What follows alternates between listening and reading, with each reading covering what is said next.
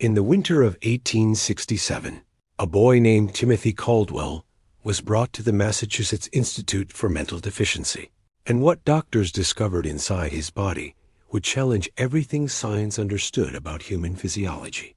Timothy didn't speak, didn't cry, didn't sleep, and when they cut him open during an unauthorized examination, they found something growing inside him that should have been impossible. By spring, 7 doctors were dead, the institute was abandoned, and Timothy had vanished without a trace. What was living inside that child? What did those doctors see that drove them to madness and suicide? Before we descend into this medical nightmare, hit that subscribe button right now, smash the notification bell, and drop your state in the comments below, because what you about to hear will make you question everything you thought you knew about the human body. This is Epoch of Fear, where history's darkest secrets refuse to stay buried.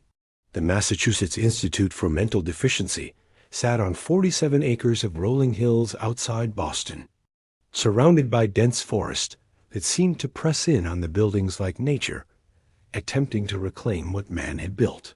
3 main structures formed the complex: the administrative building with its Greek revival columns, the treatment wing where experimental therapies were conducted, and the dormitory that housed 89 patients ranging from children to adults. The institute had been founded in 1861 by Dr. Harrison Vail, a physician who believed that mental deficiency was not a moral failing, but a medical condition that could be studied, understood, perhaps even cured. Dr. Vail had studied in Edinburgh and Vienna, learning from the leading alienists and neurologists of his time. He had seen the brutal conditions in most asylums, the chains and cages, the ice baths and beatings, the complete absence of anything resembling compassionate care. He believed there was a better way. His institute would be different, clean, organized, methodical. Patients would be observed and documented. Their conditions would be cataloged and analyzed. Treatment would be based on scientific principles, not superstition or cruelty. It was a noble vision, and for the first few years, it seemed to work. But by 1867, Dr. Vail's funding was running dry. The wealthy benefactors who had initially supported his work wanted results, not endless documentation. They wanted miracle cures, not careful case studies of gradual decline. They wanted proof that their money was making a difference, creating breakthroughs that would bring prestige and recognition. Vail needed something spectacular, something that would validate his methods and secure his institute's future. He needed a case so remarkable that it would force the medical establishment to take notice. Timothy Caldwell would become that case, though not in any way Vail could have anticipated. Timothy arrived on January 14, 1867, delivered by his parents in a hired carriage. The boy was 8 years old, according to his birth certificate, though he looked younger, small for his age with a delicate build. His skin had an unusual pallor, almost translucent, showing the faint tracery of veins beneath. His hair was dark and fine, hanging limply around a face that showed no expression whatsoever. His eyes were open, but seemed to focus on nothing, a peculiar gray color that appeared to shift in different light. Robert Caldwell, Timothy's father, was a mill owner from Worcester, a successful businessman in his early 40s. He had the confident bearing of a self-made man, but there was something desperate in his eyes as he stood in Dr. Vail's office explaining why he had brought his son. Margaret Caldwell, Timothy's mother, sat beside her husband with the exhausted look of someone who had not slept properly in years. Her hands were clasped tightly in her lap, knuckles white, and she would not look at her son, who sat motionless in a chair near the window. "He has been like this since birth," Robert explained, his voice tight with controlled frustration. "No speech, no recognition, no response to pain or pleasure. We have consulted 17 physicians over 8 years. None can explain it. Most diagnosed simple idiocy and suggested institutionalization. One doctor in Boston thought there might be a neurological malformation, but he couldn't identify anything specific. Another believed Timothy was deaf and blind, but tests showed his eyes and ears function normally. He simply doesn't react. Dr. Vale examined the intake forms that had been prepared. Previous doctors had noted everything Robert described. The boy showed no startle reflex, no pupil dilation in response to light, no withdrawal from painful stimuli. He did not track movement with his eyes. He did not turn toward sounds. For all practical purposes, he seemed completely disconnected from the world around him. Yet his vital signs were normal. His heart beat. His lungs breathed. His body functioned. But there appeared to be no consciousness directing that body, no awareness inside. The previous doctors diagnosed him with profound idiocy? Vale asked, making notes. Yes, but it's more than that. Margaret leaned forward, speaking for the first time. Her voice was quiet but intense. He doesn't sleep, Dr. Vale. Not ever. We have watched him for entire nights, taken turns staying awake to observe. He simply sits, eyes open, not moving. When we place him in bed, he lies there motionless until morning. His eyes never close. Should not be possible. Every living creature sleeps. But not Timothy. Everyone sleeps, Mrs. Caldwell. Perhaps you missed the moments when. We did not miss anything. Her voice cracked slightly. 8 years, doctor. 8 years of watching. And there are other things. He never gets sick. Never a fever, never a cough, never even a runny nose. Other children catch illnesses constantly, but not Timothy. He eats, but barely. A few bites of bread, some water. It should not be enough to sustain a growing child, but he never loses weight, never shows signs of starvation. His body simply continues as it is, unchanging. Dr. Vale made careful notes, intrigued despite his skepticism. Cases like this were rare, children who seemed profoundly disconnected from normal consciousness. Most were victims of birth trauma or disease that had damaged their brains. But the details Mrs. Caldwell described were unusual. The absence of illness, the minimal food intake, the apparent lack of sleep. These suggested something beyond simple neurological damage. How long has this been your primary concern? Vale asked. 8 years, Robert said flatly. Since the moment of his birth. The midwife said he came out wrong. No crying, no movement. She thought he was stillborn, but his heart was beating. Strongly, actually. Stronger than she expected for a newborn. She tried to make him cry, the usual methods, but nothing worked. He just lay there, eyes open, staring. We took him to a physician immediately. He could find nothing wrong. The boy's lungs were clear. His heart was strong. His limbs moved when manipulated. But he would not cry, would not suckle, would not do any of the things infants do. How did you manage feeding? We had to force it, Margaret said quietly. Liquid food administered with a syringe directly into his mouth. He would swallow reflexively, but he never showed hunger, never sought food. As he grew older, he began eating small amounts when food was placed in front of him, but mechanically, without any apparent awareness or preference. He shows no difference between bread and meat, between fresh food and spoiled. He simply eats what is there, small amounts, then stops. Dr. Vale looked at Timothy, who had not moved during the entire conversation. The boy sat perfectly still, hands resting on his lap, eyes fixed on some point in the middle distance. It was unsettling how motionless he was. Even profoundly disabled children usually showed some movement, some fidgeting or random motion. Timothy could have been a statue. And you want him institutionalized because? Vale asked, though he knew the answer. The parents exchanged glances. Margaret spoke quietly. Because we have 2 other children, doctor. Normal children, a boy of 6 and a girl of 4. They are beginning to fear their brother. They have nightmares about him. Our daughter refuses to be in the same room with Timothy. Our son asked us last week if Timothy is a ghost. We cannot continue like this. We cannot raise a normal family with Timothy in the house. It is destroying us. There was shame in her voice, but also relief. They were giving up, acknowledging that they could not care for their son, could not even bear to live with him. Vale recognized the mixture of emotions. He had seen it in many parents who brought children to the Institute. Guilt mixed with desperate hope that someone else could solve the problem they could not handle. I understand. We specialize in cases that other facilities will not accept. We will take excellent care of Timothy. We will observe him, document his condition, attempt treatments that may improve his quality of life. The paperwork was completed quickly. Payment was arranged, $200 annually, a substantial sum that showed the Caldwells' wealth and their desperate desire to be free of their son. Legal guardianship was transferred to the Institute. Dr. Vale signed the documents, accepting responsibility for Timothy's care and treatment. The Caldwells stood to leave.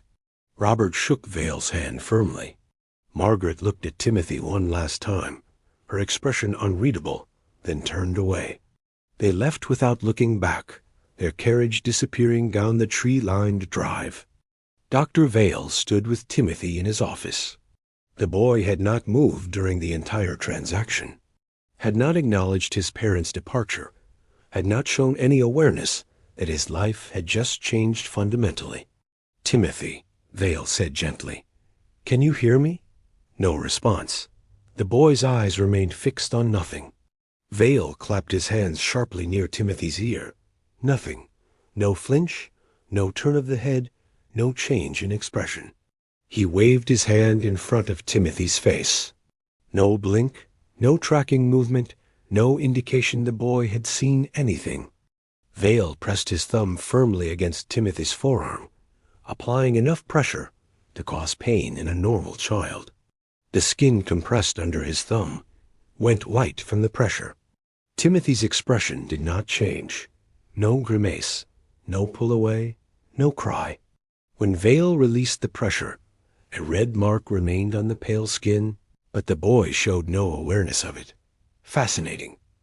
Vale called for his senior physician, Dr. Marcus Chun, a Chinese immigrant who had come to America in 1852 and faced considerable prejudice, but whose diagnostic skills were exceptional. Chun had trained in both Western and Eastern medicine, giving him perspectives that other physicians lacked.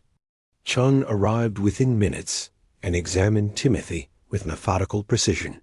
He checked pupil response, shining a light into each eye and watching for dilation. Nothing.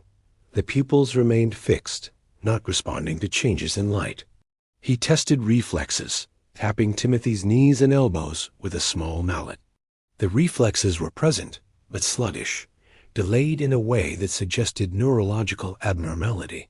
He palpated the abdomen, checking for organ enlargement or abnormality. Everything felt normal in size and position. He listened to heart and lungs with his stethoscope, the new invention that was revolutionizing diagnostic medicine. Here he paused, frowning. He listened again, moving the stethoscope to different positions on Timothy's chest. After several minutes, he stepped back, his expression troubled. "His vital signs are highly unusual," Chun said quietly. "Heart rate is approximately 40 beats per minute. That is exceptionally slow for a child. Normal would be 80 to 100. Respiration is approximately 6 breaths per minute, also abnormally low. Normal would be 20 to 30 for a child this age. But he shows no signs of distress. His color is good. His extremities are warm. If his heart and breathing were truly this slow, he should be unconscious or dying. But he appears stable." "Could your measurements be wrong?" Vale asked. "I counted multiple times. I am certain." Chun checked the pulse again at Timothy's wrist, counting carefully. "The pulse is there, but it is inconsistent.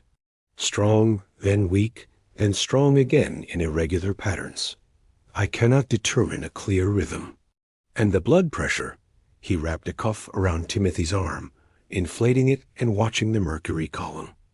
"I cannot get an accurate reading." The pulse seems to disappear entirely at certain pressures, then return. This should not be possible. What do you make of it? Chun hesitated, choosing his words carefully. In Eastern medicine, we speak of qi, the life force that flows through the body along meridians. When I examine patients, I can sense the flow of qi, can identify blockages or imbalances. This child's qi feels fundamentally wrong. Not blocked or weak, but redirected somehow, following patterns that should not exist.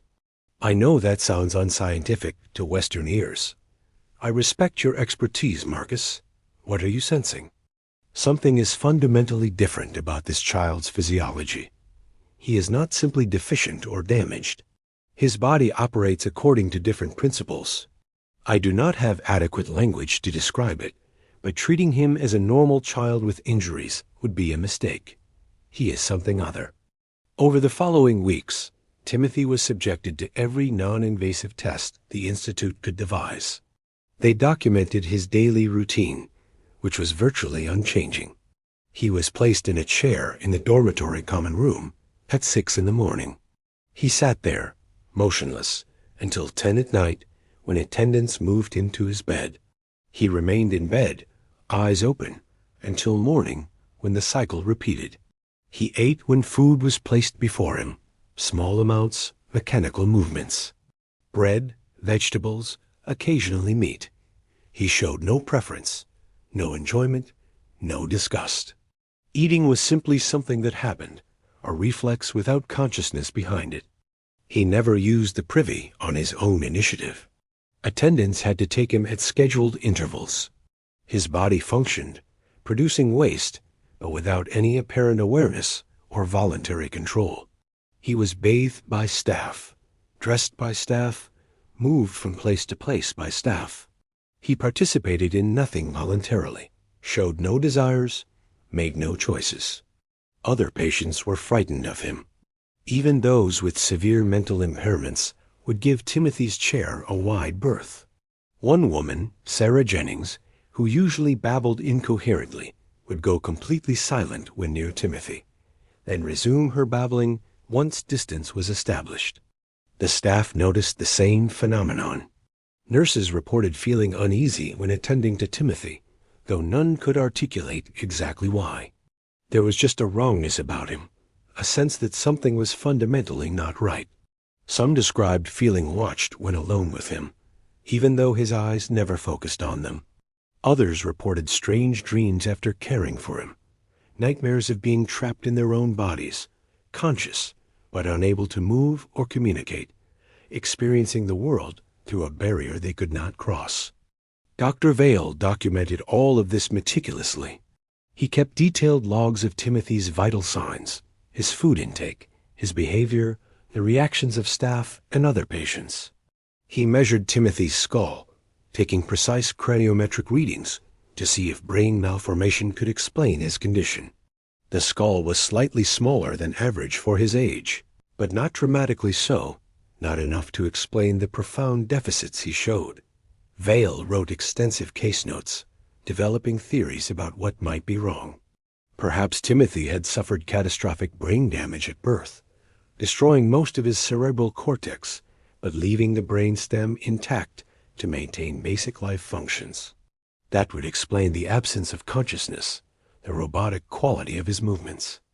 But it would not explain the unusual vital signs, the apparent lack of sleep, the minimal food intake that somehow sustained him.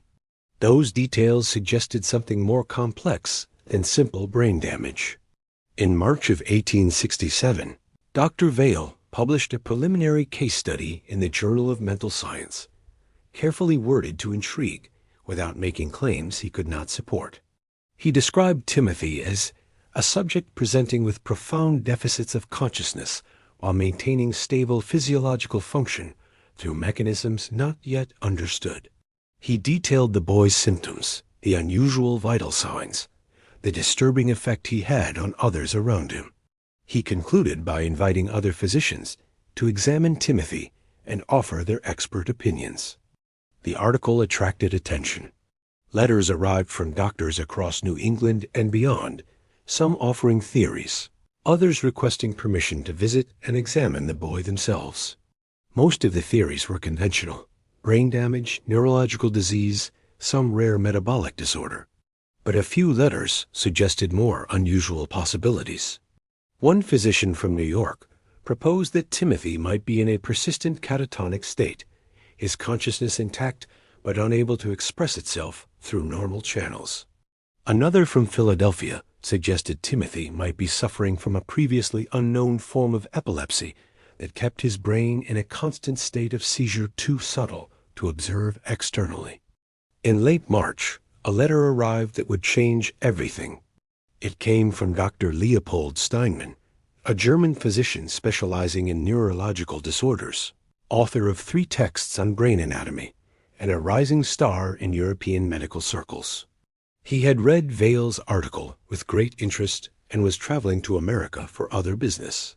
He would be in Boston in April and requested permission to examine Timothy. The letter hinted at theories Steinmann had been developing about the relationship between brain structure and consciousness, theories that Timothy's case might help prove or disprove. Dr. Vail replied enthusiastically, welcoming Steinmann's visit.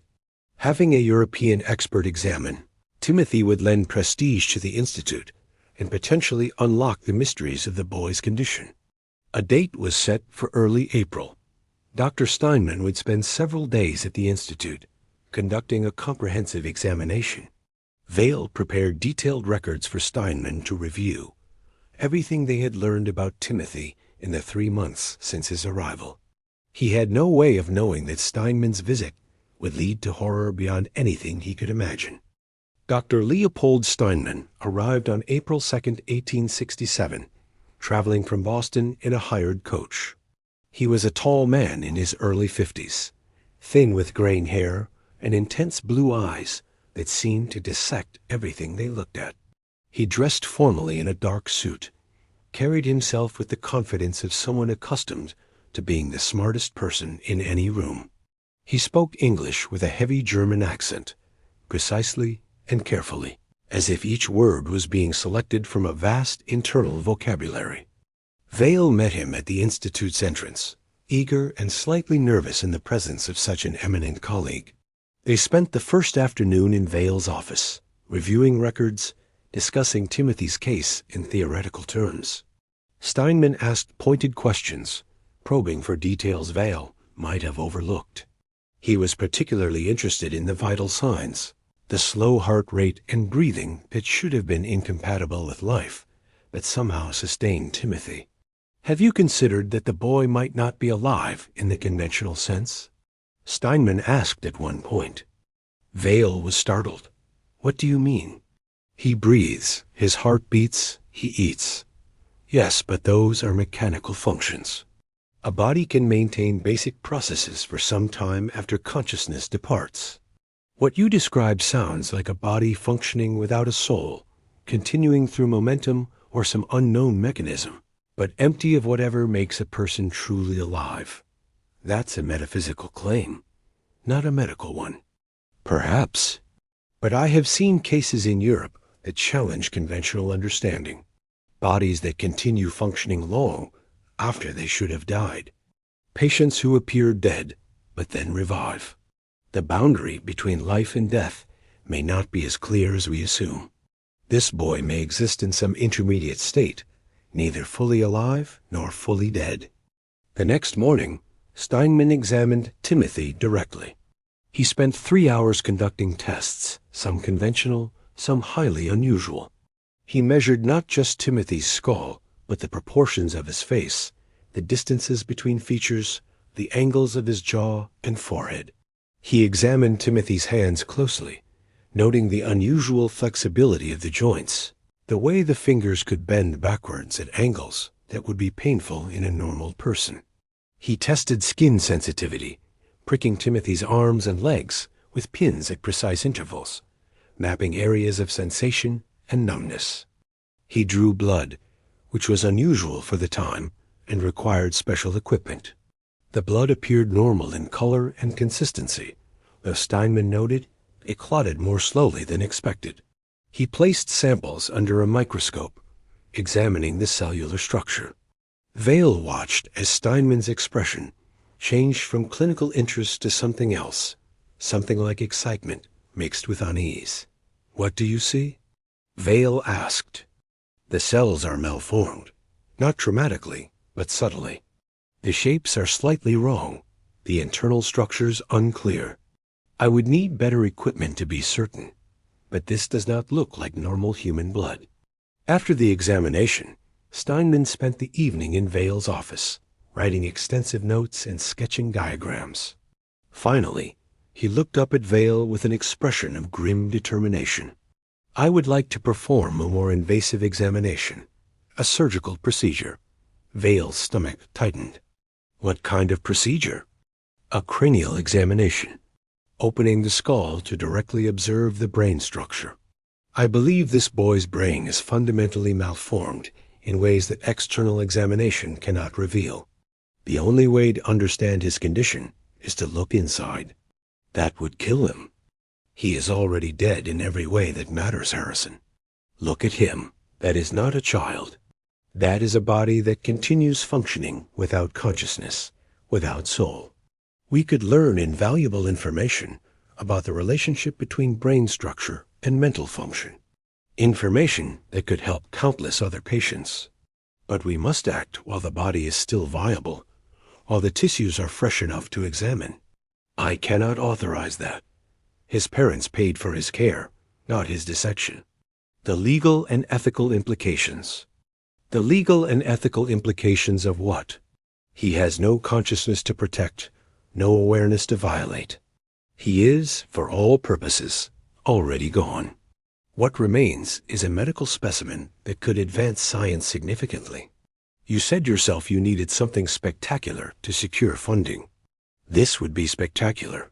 A complete anatomical study of a profoundly deficient subject, conducted by Europe's leading neurological expert, documented and published in the finest medical journals. Your institute would become famous. They argued for hours, Vail defending the ethical lines that should not be crossed, Steinman insisting that Timothy's condition placed him outside normal ethical considerations. Finally, Steinman shifted tactics. He would not ask Vail to authorize anything official. He simply wanted permission to conduct a private study quietly, with no formal documentation that the Institute was involved. If Vail would simply look the other way for a few hours, Steinman would take full responsibility for whatever happened.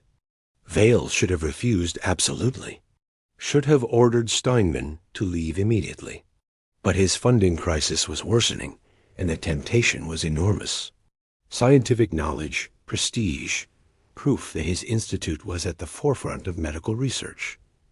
And what real harm would it do? Timothy showed no awareness of pain or fear. He was, as Steinman said, already gone in every meaningful sense. Vail compromised his principles in a moment of weakness that would haunt him forever. "I cannot officially sanction this," he said finally.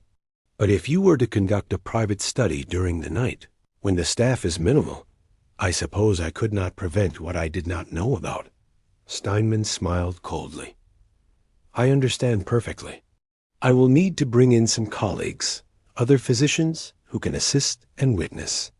I have 2 in Boston who would be very interested. May I invite them? As long as everything is done discreetly." 2 days later, 3 more doctors arrived. Dr. Raymond Fletcher, a surgeon from Philadelphia with experience in experimental procedures. Dr. Nathaniel Cross, a physiologist from Yale who specialized in measuring and quantifying biological processes. Dr. James Whitmore, who studied comparative anatomy and had published CONTROVERSIAL papers about the similarities between human and animal physiology. Together, the 4 visitors presented Dr. Vail with a formal proposal, though formal was a relative term for what they were planning. They would conduct a complete physiological study of Timothy Caldwell. External measurements and observations first, documented thoroughly. Then, if those revealed insufficient information, they would proceed to internal examination. They would open the thoracic cavity, to examine the heart and lungs, the organs whose functioning seemed so abnormal. If necessary, they would also examine the abdominal organs and potentially the brain. The findings would be published jointly, bringing prestige to everyone involved and advancing medical knowledge significantly. If Timothy died during the procedure, which was likely, they would document the process of death itself, another valuable area of scientific inquiry. They presented this as a rational, methodical plan for extracting maximum information from a subject who was already effectively dead. Vale listened, his conscience screaming at him, but his ambition and curiosity stronger than his ethics. He agreed. The examination was scheduled for April 7th to be conducted in the surgical theater in the treatment wing, a room designed for procedures, with good light and space for observers. They did not tell the staff exactly what was planned, only that Timothy would be undergoing extensive medical testing. On the morning of April 7th, Timothy was brought to the surgical theater by an attendant named Joseph Murphy, a young Irish immigrant who had worked at the Institute for 2 years. Joseph had always been kind to Timothy, talking to the boy even though there was never any response, treating him with a gentleness that many staff members had stopped bothering with. "Going to be some tests today, Timothy," Joseph said softly as he helped the boy onto the examination table. "The doctors want to understand what's wrong, help you if they can. I hope it doesn't hurt, though I don't think you feel pain the way the rest of us do. Still, I'll pray for you. You deserve someone praying for you, even if you don't know it."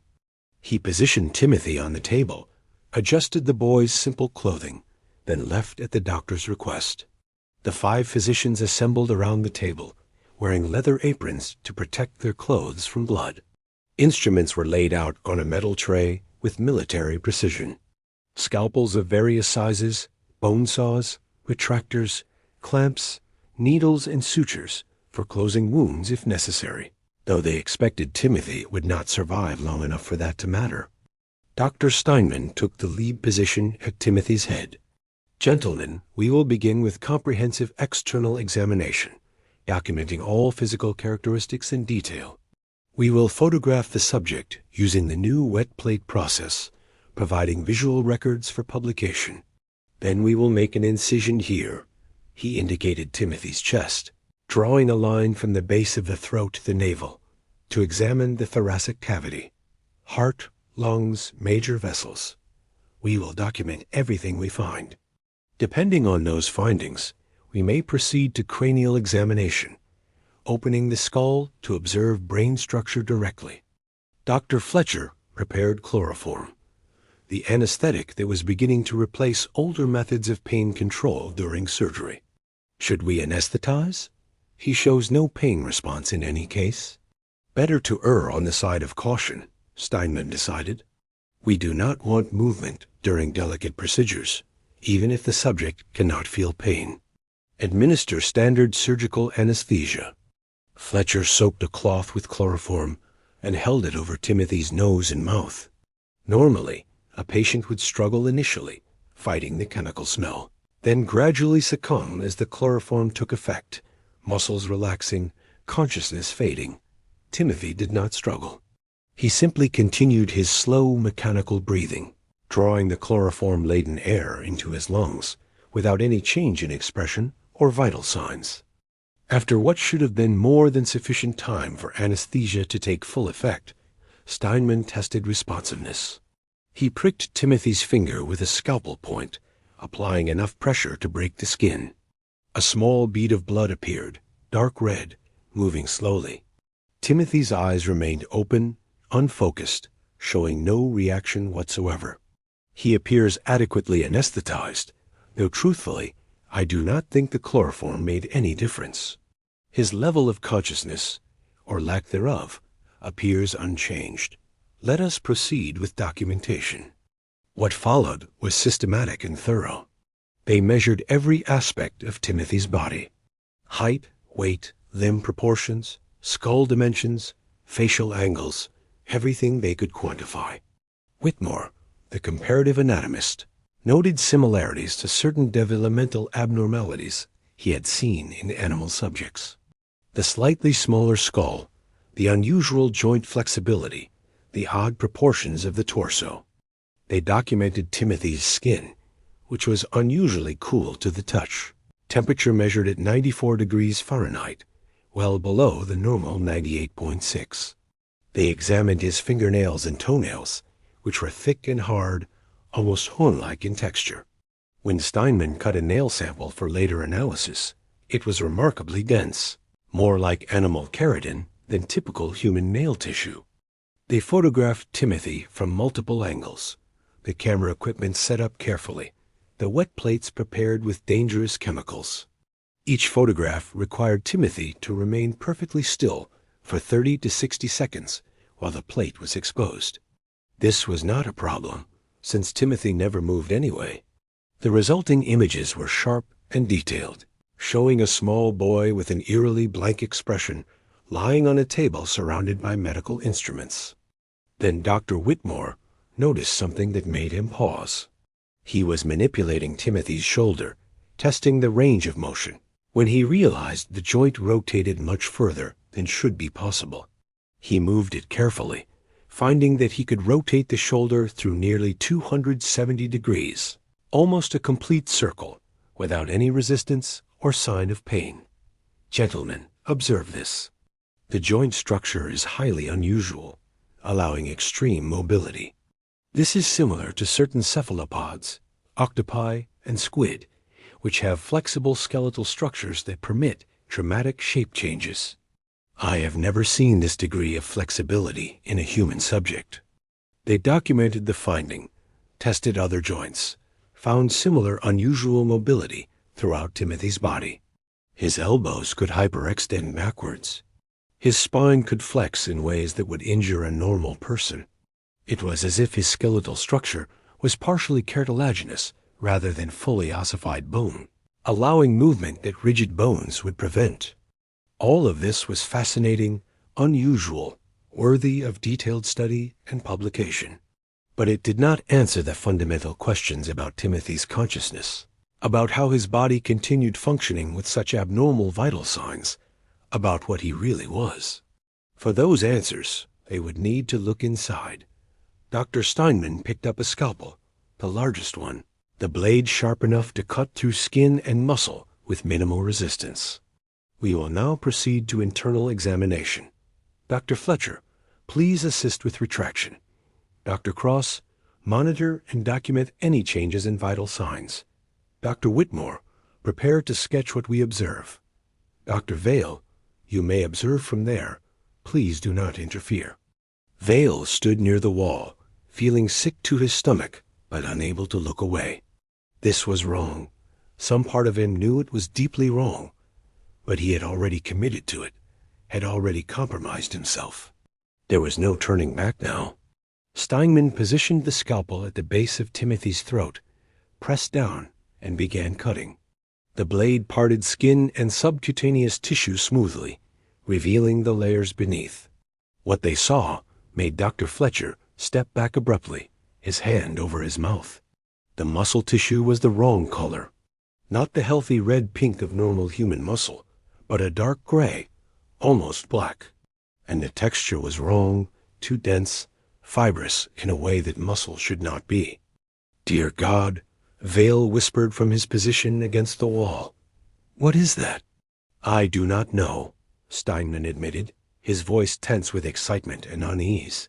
But we must continue. We must understand. He extended the incision downward, cutting through the dark muscle tissue, which offered more resistance than normal tissue would. The scalpel had to be pressed harder, worked more carefully. Finally, he reached the rib cage and used retractors to spread the incision, exposing the thoracic cavity. The ribs were visible, but they were not normal bone. They had a strange translucent quality, like hardened cartilage or something between cartilage and bone. When Steinman pressed on them experimentally, they bent, flexing rather than remaining rigid. This is extraordinary, Whitmore breathed, leaning closer. The skeletal structure is not fully ossified. This is not normal human anatomy. This is a profound developmental abnormality something I have never encountered in my studies. It is more than abnormal, Cross said, his voice shaking slightly. This is fundamentally different. This child's body is built according to principles that should not exist in humans. How does he maintain structural integrity? How do his muscles attach to bones that bend like rubber? We continue, Steinman insisted, though his hands were trembling slightly. We came here for answers. We will get them. He picked up a bone saw, a small device with a serrated blade designed to cut through ribs during autopsies and chest surgeries. He positioned it against one of Timothy's abnormal ribs and began sawing. The cartilaginous rib resisted, bending under the saw's pressure rather than being cut cleanly. Steinman had to apply more force, work the saw back and forth repeatedly. Finally, the rib parted. He cut through several more, creating a window into Timothy's chest cavity. What they saw inside would haunt every man in that room for the rest of their lives, though those lives would be much shorter than any of them expected. The heart was not in the correct position. It sat lower than normal, nestled in what should have been the upper abdominal cavity rather than the chest. And it was wrong in shape and structure. Too large, pulsing with irregular rhythms that made no anatomical sense. But worse than the heart's abnormality was what surrounded it. Webbing, thin membranes connecting organs in ways that violated every principle of human anatomy. The lungs were partially fused to the heart, tissue bridges linking them that should not exist. The liver, visible through the diaphragm, extended tendrils of tissue upward, wrapping around the base of the lungs and heart. Everything was interconnected in a biological network that defied explanation. And there was something else, something none of them could initially identify or comprehend. Thread-like structures running throughout the chest cavity, thin as spider silk, but with a metallic sheen catching the light from the surgical lamps. They wove between organs, through tissue, embedded in the muscle walls, creating patterns that looked almost intentional, almost designed. There were hundreds of these threads, maybe thousands, forming a web that connected every structure in Timothy's chest to every other structure. What in God's name is that? Fletcher whispered, his scientific composure cracking. What are those threads? Dr. Whitmore leaned in close, his fascination overcoming his revulsion. It resembles mycelium, the thread-like structures of fungi that spread through soil and dead wood.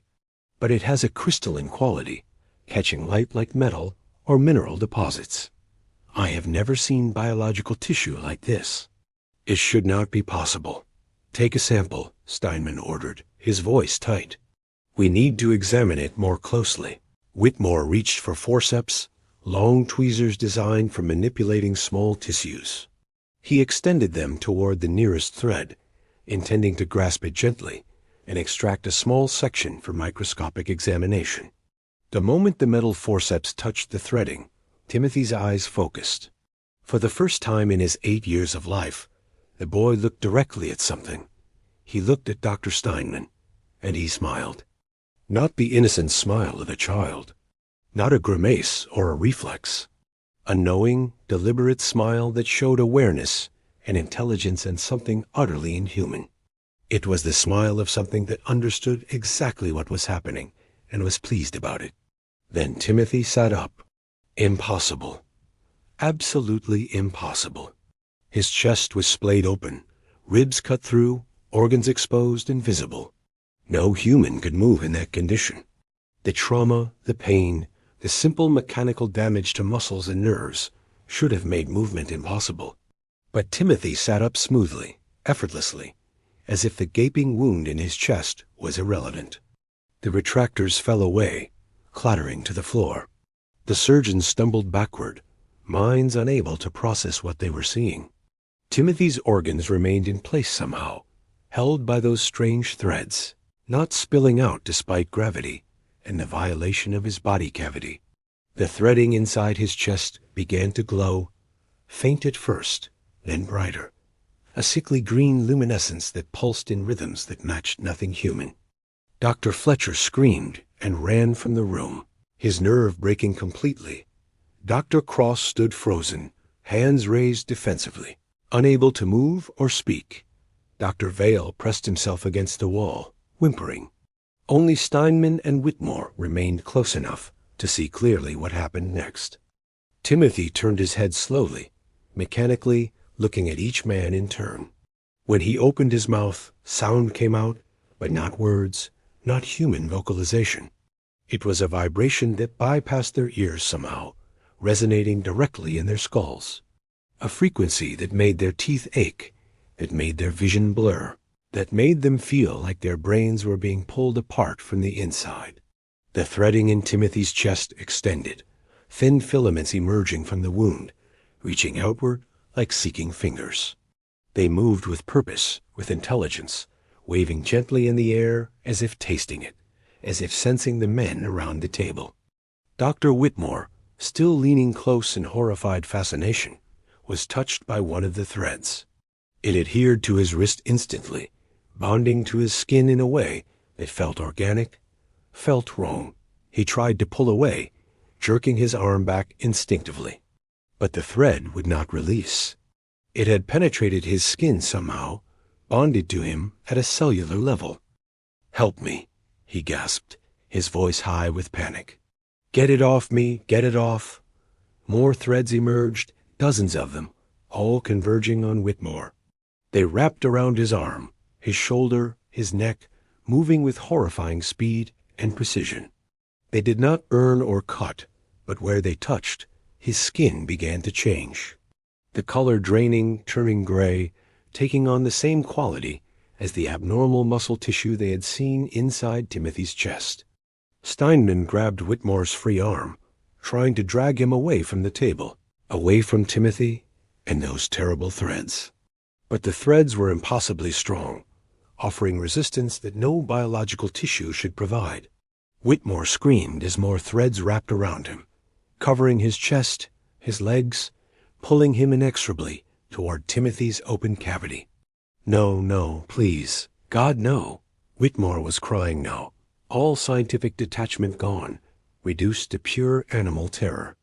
The threads pulled him against Timothy's chest, against the exposed organs and the glowing web. And then, impossibly horrifyingly, they pulled him into Timothy's chest. Whitmore's arms sank into the cavity between Timothy's organs, the space somehow expanding to accommodate it, even though physics said this was impossible, even though the cavity was far too small to contain a grown man's arm.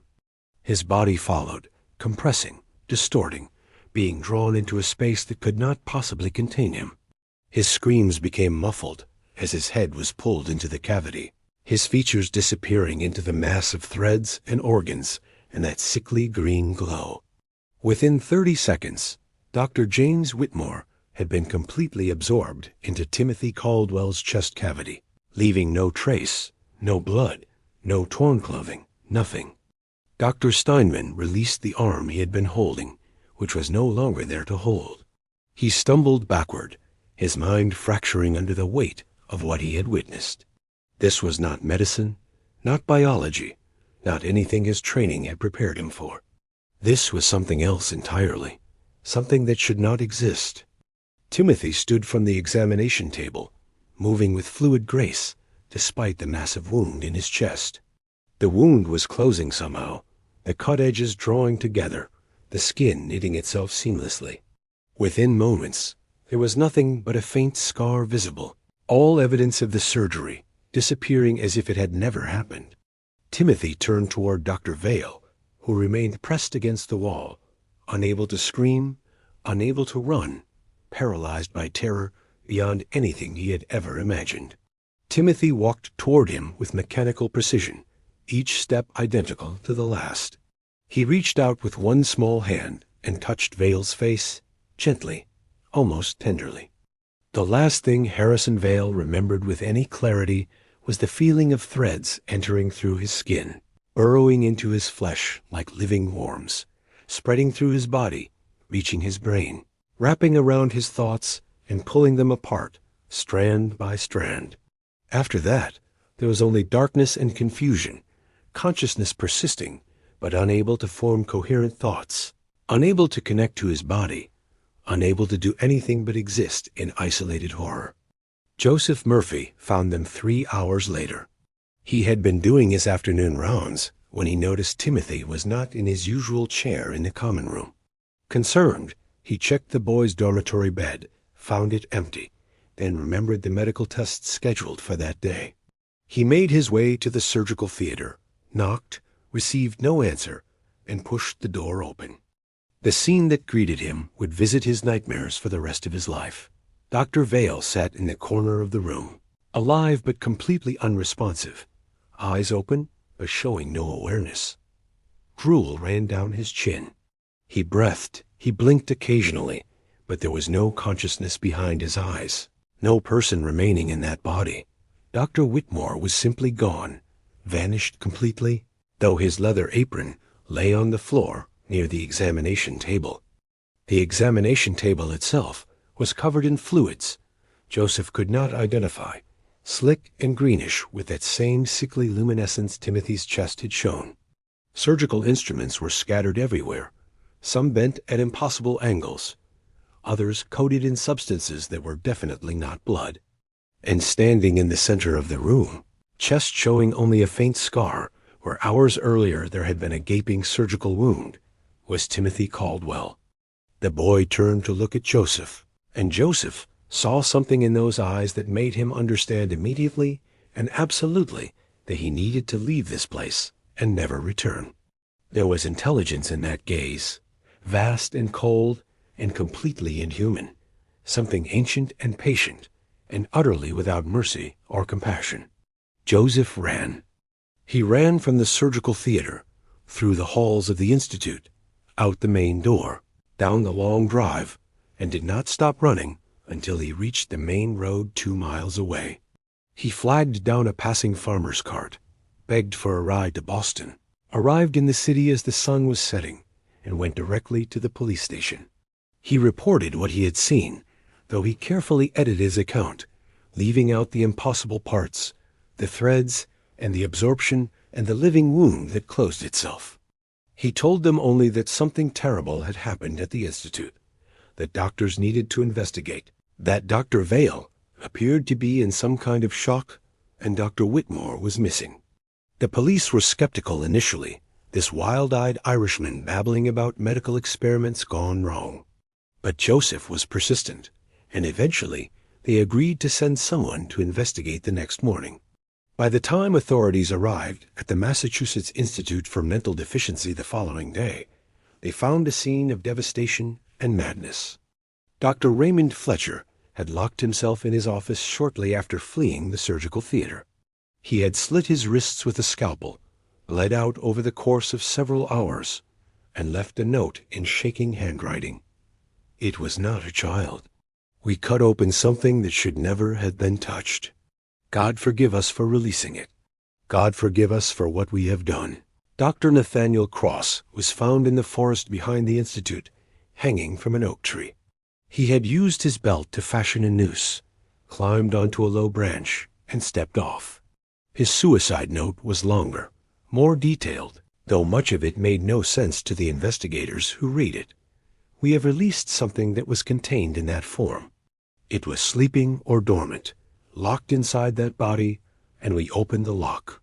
The threads are everywhere now. They connect everything.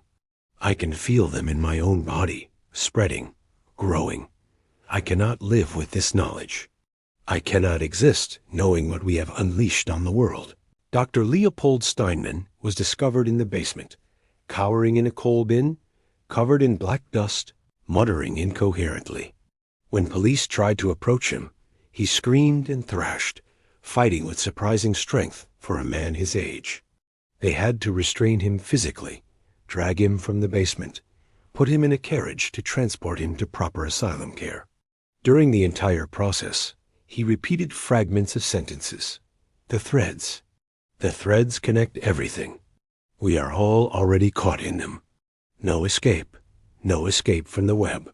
He was committed to the McLean Asylum in Belmont, where he would spend the remaining 16 years of his life in a padded cell, never recovering his sanity, never speaking coherently again. Doctors at McLean documented his condition a severe psychotic break following traumatic event, nature of trauma unknown. He died in 1883, still muttering about threads and webs. Dr. Harrison Vale remained catatonic. He was found sitting in the corner of the surgical theater, alive but unresponsive, showing no recognition of anything around him. He was transferred to McLean as well, placed in a care ward for patients unable to manage basic self-care. He would spend the remaining 41 years of his life in that state, never speaking, never showing awareness, dying in 1908 at age 73 without ever recovering consciousness. The man who had founded the Institute with noble intentions to help the mentally deficient ended his days as exactly the kind of patient he had tried to treat. Dr. James Whitmore was never found. An extensive search of the Institute and surrounding grounds revealed no trace of him, no body, no blood, no evidence of where he had gone. The official investigation concluded he must have fled after witnessing something traumatic, perhaps dying somewhere in the wilderness, his body lost or scavenged by animals. A few investigators privately suspected foul play, but with no evidence and no suspects, the case was eventually closed as a mysterious disappearance. And Timothy Caldwell had vanished. The Institute was searched thoroughly by police, and then by investigators from the State Medical Board. Every room, every closet, every storage space, the attic, the basement, the grounds, the surrounding forest. The boy was simply gone, disappeared as completely as Dr. Whitmore, leaving no trace of where he might have gone.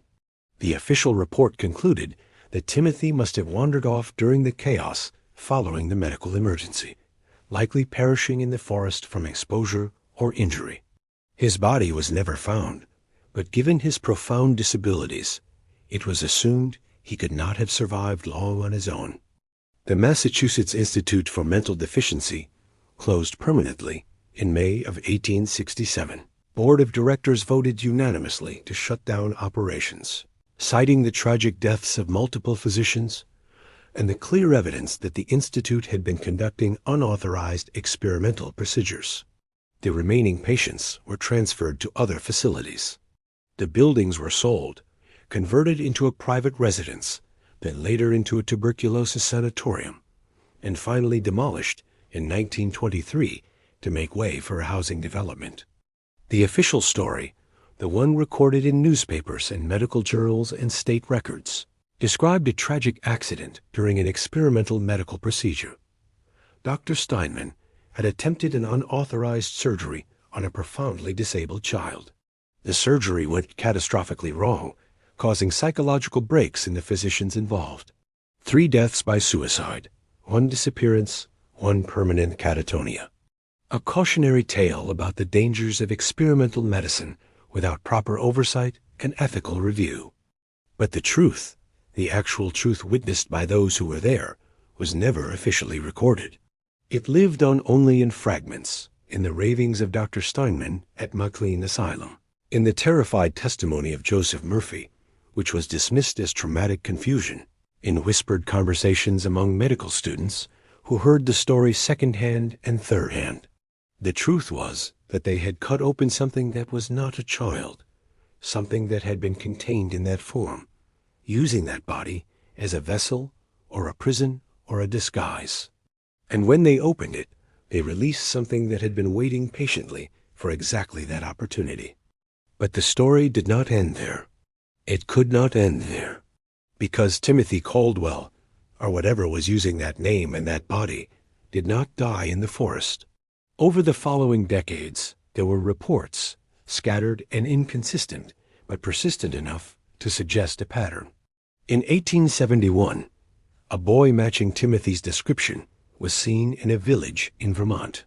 He was standing motionless in the town square for hours, from sunrise to sunset, never moving, never blinking. When local constable approached to ask if he needed help, the boy walked away into the forest with mechanical precision, disappearing before the constable could follow. In 1885, a photograph surfaced from a mining camp in Colorado. It was a group photo of workers. 30 men posed in front of a mine entrance. In the back row, barely visible, was a child who appeared identical to Timothy Caldwell, not aged a single day from the 1867 descriptions. The photographer noted in his journal that the boy had been standing there when the workers assembled and had agreed to be in the photograph, but had never blinked or moved during the entire 60-second exposure time required for the wet plate process. After the photograph was taken, the boy had walked away and was not seen again. In 1903, a nurse at a hospital in Chicago reported treating a child who never slept, never responded to pain, and had skin that was cold to the touch.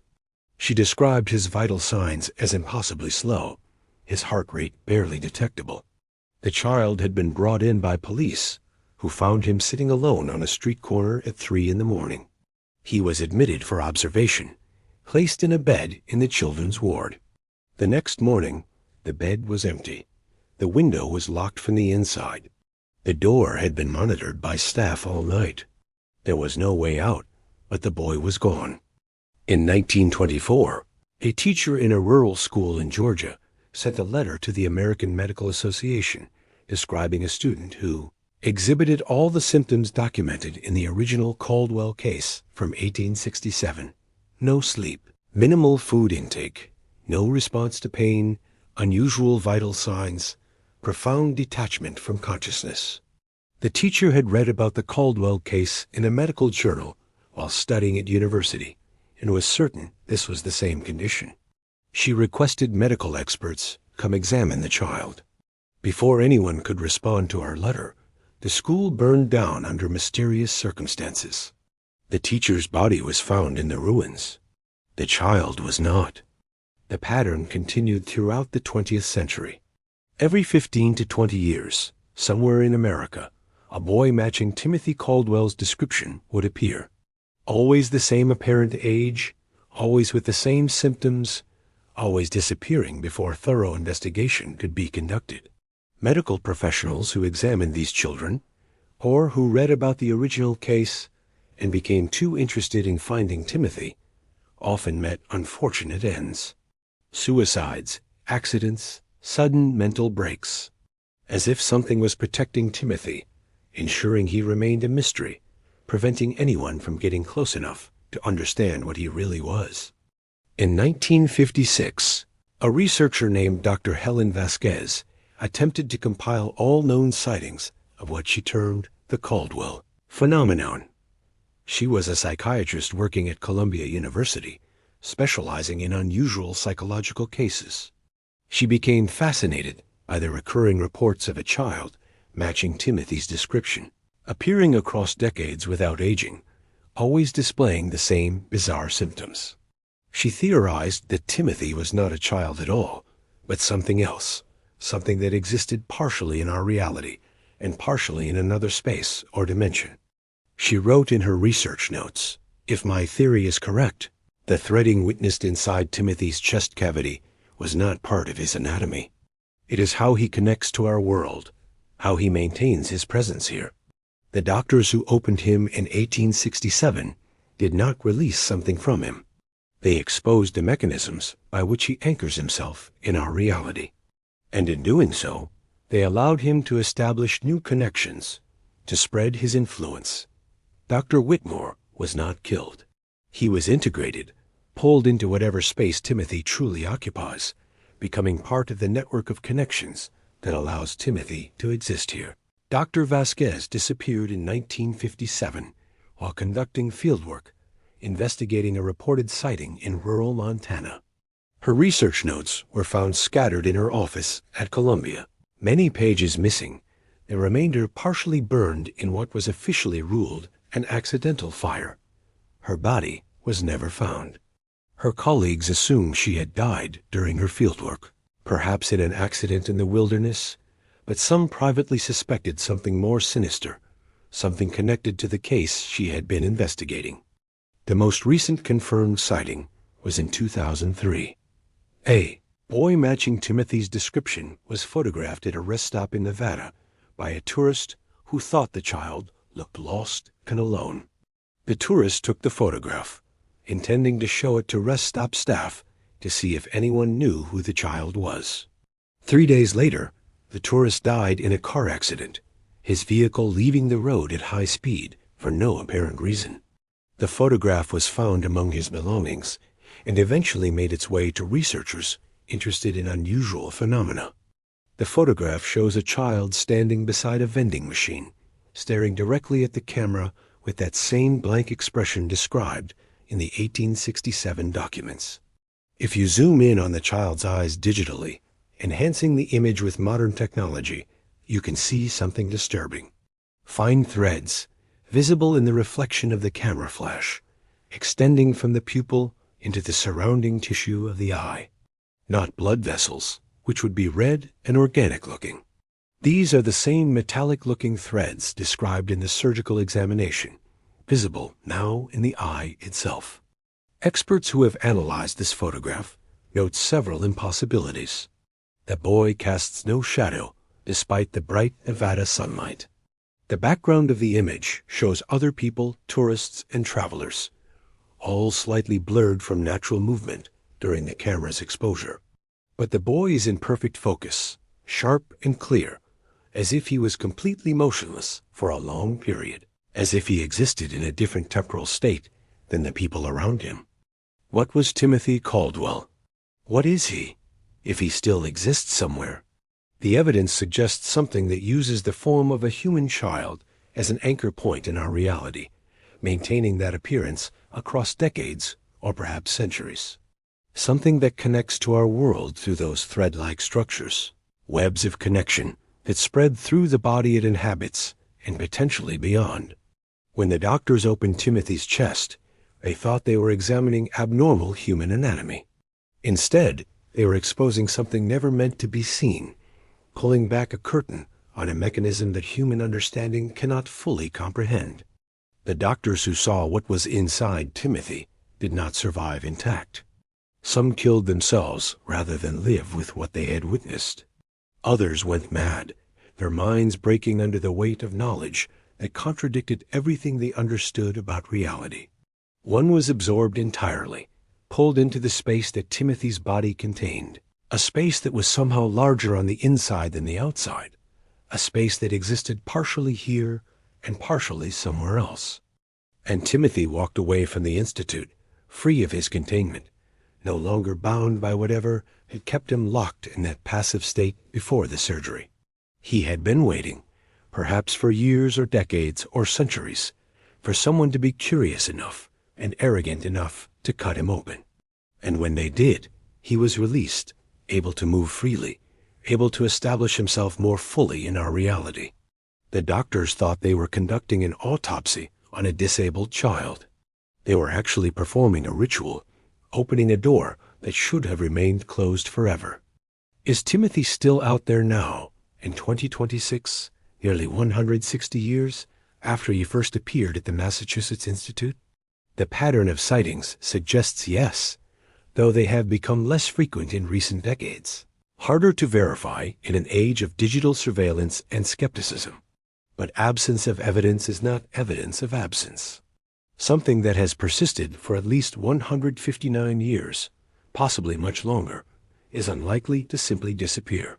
He is somewhere, wearing the same 8-year-old body, sitting motionless, waiting patiently for something, though what he waits for remains unknown. Some medical mysteries are not meant to be solved. Some things exist at the edges of our understanding, in the gaps between what we can measure and what we can comprehend. When we try to categorize them, study them, understand them through our limited human frameworks, we risk consequences we cannot imagine. The doctors of 1867 thought they were conducting scientific research, pushing the boundaries of medical knowledge. Instead, they were pulling back a curtain that should have remained closed, exposing themselves to something that shattered their minds and ended their lives. The truth is still out there, waiting in dusty archives, in forgotten medical journals, in the memories of people who saw something they could not explain. Timothy Caldwell is part of that truth, a mystery that refuses to be solved, a presence that refuses to be explained, a reminder that the world contains more than our science can account for, more than our understanding can encompass. And somewhere, in some quiet place, a boy who never ages sits motionless, eyes open, connected to everything through threads we cannot see, waiting as he has always waited, patient beyond human comprehension. What do you think Timothy Caldwell really was? Do you believe the threading they found inside him was biological or something else entirely? Could there be others like him, walking among us, wearing human shapes, but containing impossibilities beneath their skin? And if the pattern of sightings is real, if Timothy still appears every few decades, where is he now? What is he waiting for? Leave your thoughts in the comments below. If this story disturbed you in all the right ways, hit that subscribe button for Epoch of Fear right now and smash that notification bell. We dig into history's darkest corners and unearth the mysteries that science tried to bury. Share this video with someone who thinks they've heard every medical horror story because they haven't heard this one. These forgotten cases need to be remembered. These impossible things need to be witnessed. Hit that subscribe button. Join our community of truth seekers committed to exploring history's most disturbing mysteries. And I'll see you in the next nightmare. Because at Epoch of Fear, we never let the past stay buried, and we never stop asking the questions that others are too afraid to pursue. The truth is out there, waiting in the darkness, and we will find it.